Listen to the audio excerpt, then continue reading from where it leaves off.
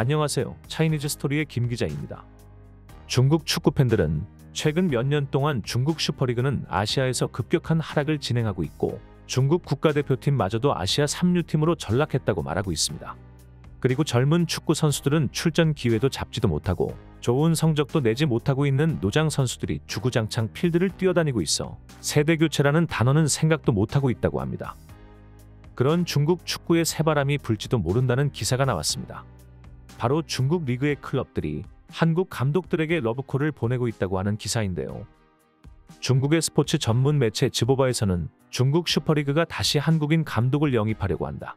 허난FC는 최용수 감독을, 그리고 선전FC는 남기일 감독을 고려하고 있다라는 제목과 함께 중국 축구는 최근 아시아에서 위상이 높아지고 있는 한국 출신의 감독들을 영입해 반전을 노린다고 전했습니다.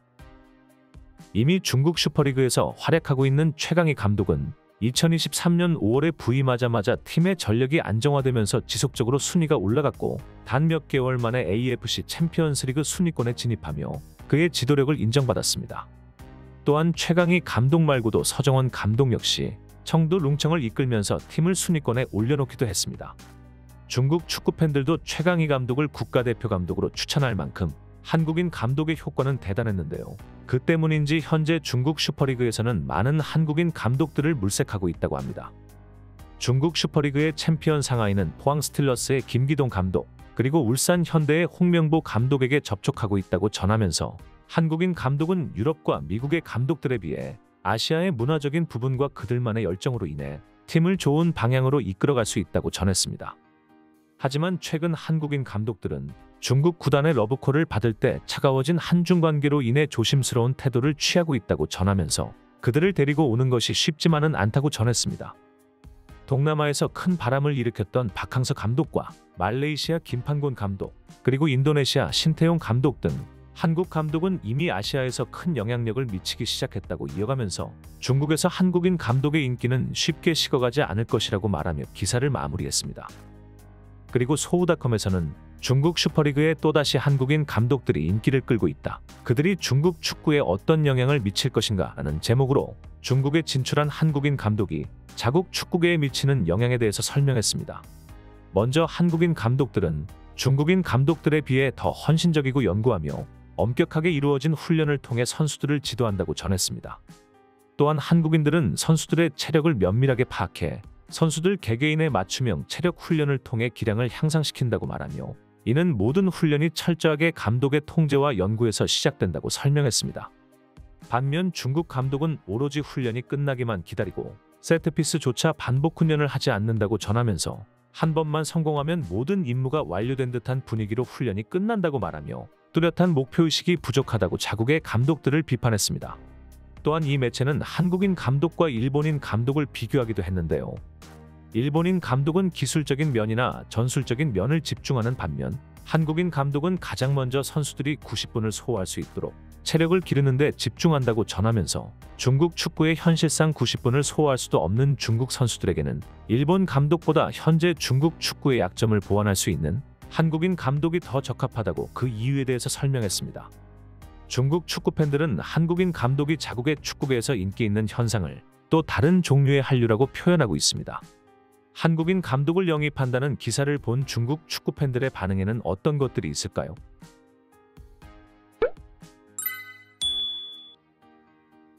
누가 와도 소용없어. 중국 축구는 10년이 지나도 변하지 않을 거야. 단순히 감독만 영입하는 것만으로는 부족하고 한국 대표팀 선수 중 일부를 영입하는 것은 어때? 그러면 한국 대표팀과 중국 대표팀의 격차를 줄이는데 직접적인 도움이 될 것 같아. 20년 전만 해도 중국 축구 선수들의 체력이 아시아 탑이었는데 가장 근본적인 문제는 중국인 선수와 외국인 선수의 기술적인 부분이 아닐까 싶어. 한국 감독들은 체력과 달리기에 대한 요구사항이 상대적으로 높기 때문에 선수들이 비슷한 수준이라면 더 많이 달리는 것이 우위를 점할 수 있어. 서정원 감독의 청두가 대표적인데 슈퍼리그에서 뛰는 거리가 1위야.